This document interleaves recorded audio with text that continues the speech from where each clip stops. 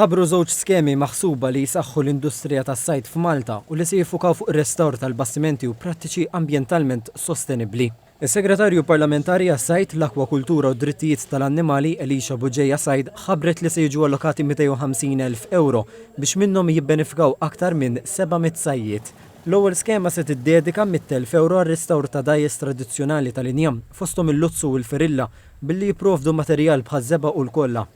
Min din mistennija benefikaw mal-100 sajjied b'dajjes liċenzjati taħt il-kategorija MFA u MFB.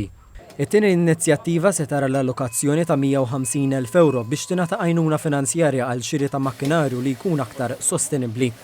Aktar minn 600 sajjied jistgħu jirċievu bejn 250 euro u 350 euro fil-waqt li dawk b'liċenzja MFB huma eligibbli għal 125 euro sa 175 euro. Is-Segretarju Parlamentari Buġejja Sajd qalet li permezz taż-żewġ skemi se jitħares l-ambjent filwaqt li jiġi preservat il-kultura tas-sajd Malti.